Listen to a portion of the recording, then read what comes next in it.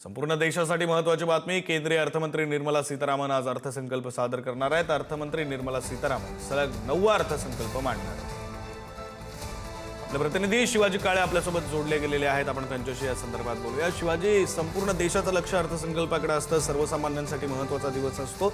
काय नेमक्या अपेक्षा या बजेटकडून सर्वसामान्यांच्या आहेत आणि काय या बजेटमध्ये असू शकतं? खरं तर अर्थसंकल्पामध्ये यावेळेस इन्फ्रास्ट्रक्चर आणि स्वदेशी आत्मनिर्भर भारताच्या मुद्द्यावरती लक्ष केंद्रित केलं जाणार आहे।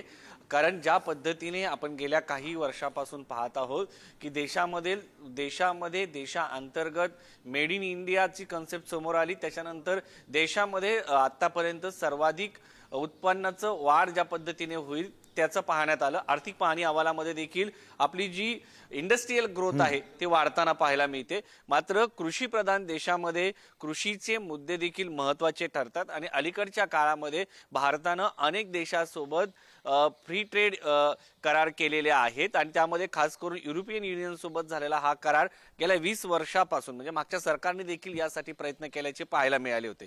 त्यामुळे हा एक मुद्दा आहे।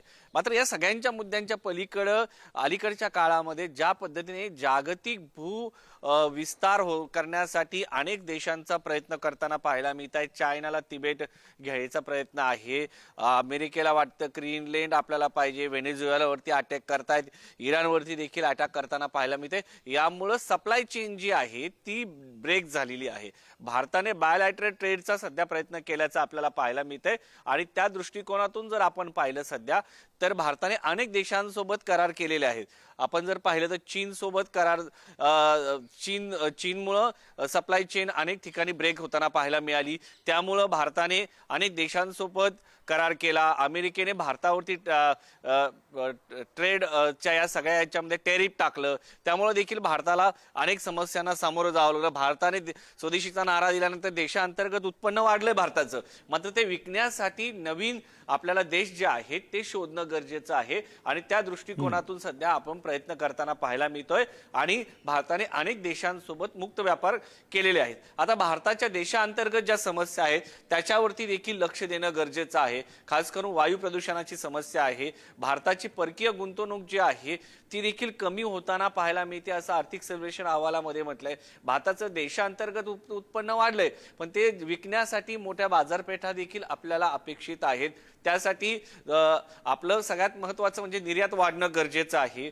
दुसरा मुद्दा हा आहे की रुपयाचं अवमूल्यन होताना पाहायला मिळतंय। या सगळ्या मुद्द्यांचा विचार करता आर्टिफिशियल इंटेलिजन्समुळे रोजगाराची समस्या जी आहे त्यामुळे अनेक लोक बेरोजगार होऊ शकतात, ही भीती जगभरामध्ये व्यक्त केली जात आहे।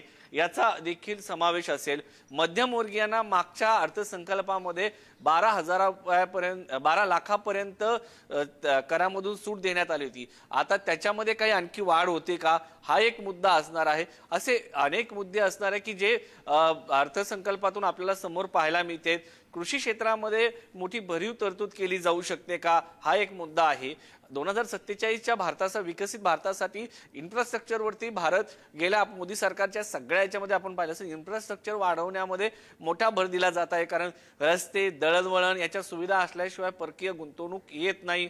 कायदा सुव्यवस्था ज्या राज्याची चांगली असते त्या भागामध्ये आतापर्यंत मोठ्या प्रमाणात गुंतवणूक येते। महाराष्ट्राचं त्याचं तेच कारण आहे की महाराष्ट्र हा सुसंस्कृत आणि कायदा सुव्यवस्था असलेलं राज्य आहे, त्यामुळे महाराष्ट्रामध्ये आतापर्यंत सर्व राज्यांपेक्षा अधिक गुंतवणूक झालेली आहे।